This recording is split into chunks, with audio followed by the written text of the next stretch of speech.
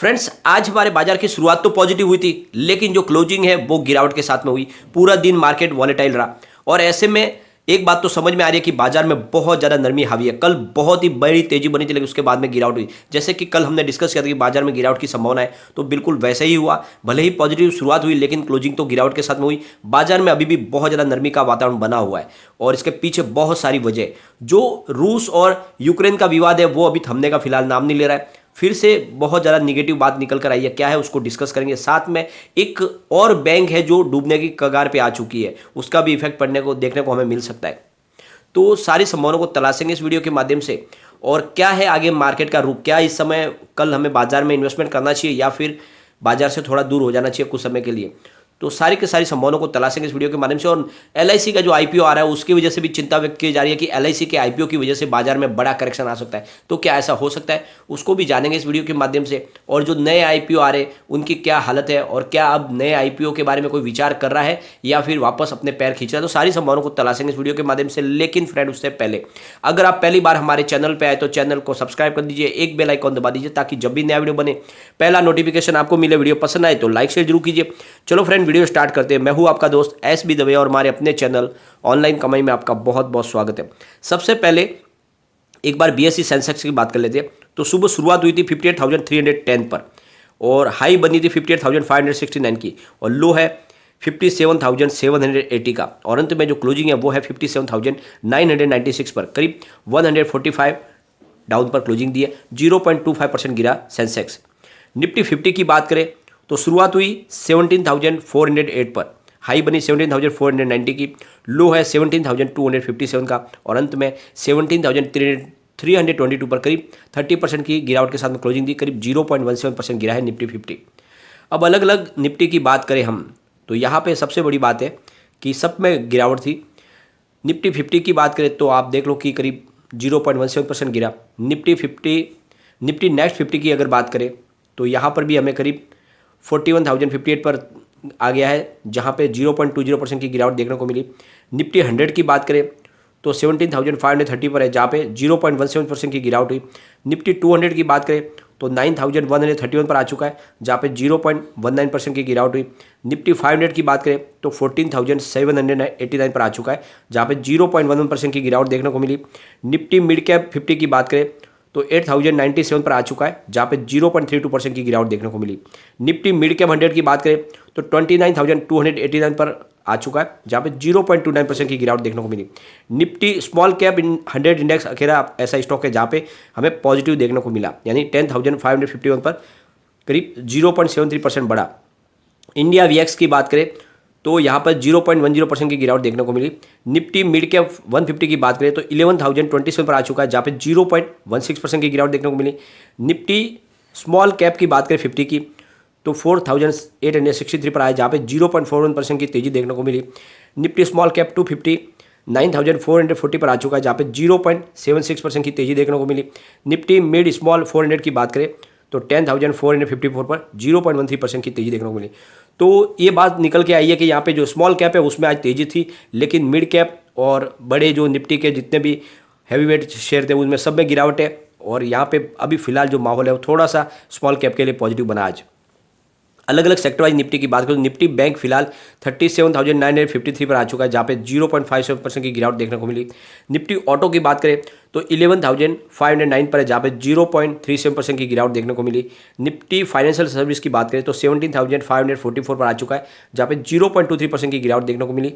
Nifty FMCG की बात करें तो 36,460 पर है, जहाँ पे मामूली सी यानी 0.06% की तेजी देखने को मिली।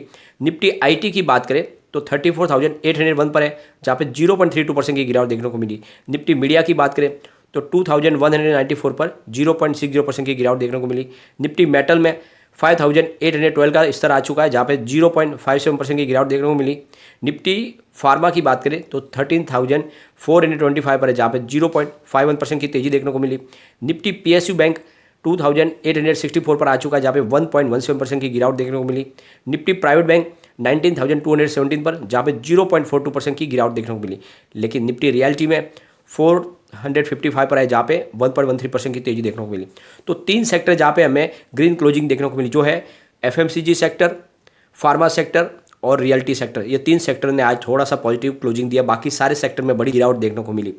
अब कुछ ऐसे थे शेयर जिनमें तेजी बनी, तो जैसे डिविज लैब है जो 3.22% की तेजी के साथ में फिलहाल 4465 पर आ चुका है।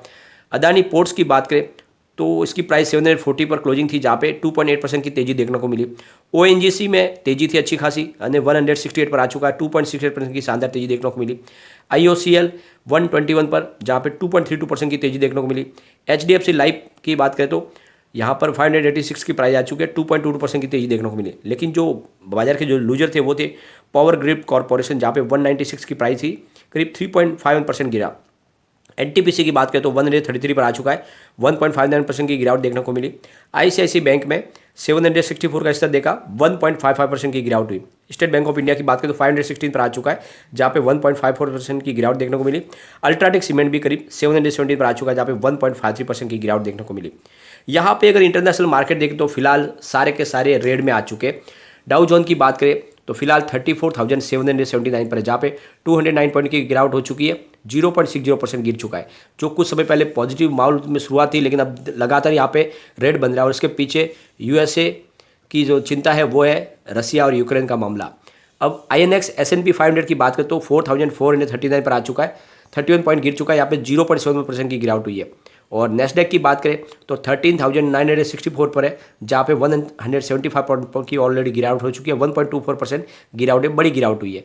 और रजेल 2000 इंडेक्स की बात करें तो 2066 पर है, जहाँ पे करीब 0.46% की गिरावट हुई है। और XOI की बात करें तो यहाँ पे तेजी है, जहाँ पे 1457 पर है, करीब 2.11% अप पर है। तो लगभग इंटरनेशनल मार्केट में बहुत दबाव है। यहाँ पे सबसे बड़ी बात है कि एफआई लगातार बाजार से अपना निवेश निकाल रहे हैं। अगर हम 10 फरवरी की बात करें तो करीब $86.91 मिलियन का इन्होंने निवेश निकाल दिया। 11 फरवरी को करीब $225 मिलियन का निवेश निकाला है। 14 फरवरी को जरूर इन्होंने 46.64 करोड़ रुपये का इन्वेस्टमेंट किया, लेकिन 15 फरवरी को फिर से $416 का इन्होंने निवेश अपना निकाला है। और 16 फरवरी को $183 मिलियन का निवेश बाजार से निकाल दिया है। तो लगातार फिर से सेलर बन चुके हैं यहाँ पे एफआई, और जब तक एफआई का रुझान सेलर की तरफ बना रहेगा तब तक बाजार में बड़ी तेजी की संभावना फिलहाल नहीं दिख रही है, लेकिन डीआई का साथ जरूर मिल रहा है। 10 फरवरी की बात करें तो इन्होंने 2,727 करोड़ रुपये का इन्वेस्टमेंट किया था। 11 फरवरी को 696 करोड़ रुपये का माल बेचा है, लेकिन 14 फरवरी को फिर से इन्होंने 2,170 करोड़ रुपये का इन्वेस्टमेंट किया। 15 फरवरी को 4,411 करोड़ रुपये का इन्वेस्टमेंट किया और 16 फरवरी को 1,180 करोड़ रुपये का इन्वेस्टमेंट किया। लेकिन इनका इन्वेस्टमेंट भी कम हो रहा है, यही चिंता की बात है, क्योंकि एक तरफ तो एफआई तो लगातार सेलर बने हुए हैं और डीआई अगर बड़ी तेजी इसके साथ में खरीदारी नहीं करेंगे तो फिर बाजार में गिरावट का दौर फिर आ सकता है। और जैसे कि मामला अभी रसिया यूक्रेन का है, तो यहाँ पे अब जो लेटेस्ट अपडेट निकल कर आ रही है, नाटो चीफ का कहना है कि अभी ऐसे कोई सिग्नल नहीं दिखाई दे रहे कि रसिया ने अपनी सेना को फिर से वापस बुलाना शुरू कर दिया है या फिर अपने जो हथियार है उन्होंने पीछे खींचने शुरू कर दिया। तो ऐसी फिलहाल संभावना, ये लेटेस्ट अपडेट है और जिससे एक बात समझ रही है कि फिर से टेंशन की संभावना बन रही है कि शायद रसिया युद्ध कर देगा। तो ये अभी भी बहुत बड़ी चिंता की बात है। यहाँ पे एक और बहुत टेंशन वाली बात निकल कर आई है। आरबीआई ने एक और बैंक का लाइसेंस रद्द कर दिया, जो है मंधा अर्बन कोऑपरेटिव बैंक, महाराष्ट्र की ये बैंक है और इसके पीछे वजह है उसकी कमजोर वित्तीय स्थिति। आरबीआई ने लाइसेंस कैंसिल करके कहा है कि बैंक को अपना कारोबार बंद करना पड़ेगा और ये उसका आखिरी दिन था, आज के बाद बैंक अपना कारोबार नहीं कर पाएगी। आरबीआई ने कहा कि बैंक की फाइनेंशियल कंडीशन ठीक नहीं है। वर्तमान स्थिति में बैंक अपने वर्तमान जो एफडी होल्डर है या जो जिन्होंने बाजार में अपनी पूंजी लगाई है वो उनको वापस भुगतान नहीं कर पा रहा है। ऐसी स्थिति में बैंक अपनी बैंकिंग बिजनेस को जारी रखने की अनुमति नहीं दी जा सकती। हम इसकी अनुमति देंगे तो ये खाता धारकों के हित में नहीं होगा। बैंक न तो डिपॉजिट ले पाएगा और न ही आगे किसी भी प्रकार का लेन देन कर पाएगा बैंक। अब यहाँ पे सबसे बड़ी बात यह है कि लोगों को डर लग रहा है कि अब उनका पैसा क्या डूब जाएगा क्या, यानी जो भी सरकार की तरफ से जो नियम बना हुआ उसके तहत इनको अपनी रकम मिलेगी। यहाँ पे जो एक और अपडेट निकल के आ रही है कि बहुत सारे लोगों को चिंता हो रही है कि जो LIC का IPO हो रहा है इसकी वजह से बाजार में बड़ी गिरावट हो सकती है, क्योंकि जो इसकी साइज है बहुत बड़ी है, यानी करीब 70,000 करोड़ से लेके 1 लाख करोड़ तक की इसकी साइज हो सकती है। तो ऐसे में बहुत सारी पूंजी बाजार से निकल सकती है और इस वजह से बाजार में बड़ा करेक्शन आ सकता है। लेकिन जो बाजार के जानकार हैं वो इससे इनकार कर रहे हैं। ऐसा कोई संभव नहीं है कि किसी एक IPO की वजह से बाजार में बड़ी गिरावट हो सके, ऐसी संभावना बहुत कम है। यहाँ पे जो बड़े स्टार्टअप के जो IPO आए थे वो सारे के सारे ओहदे मुँह गिर चुके हैं।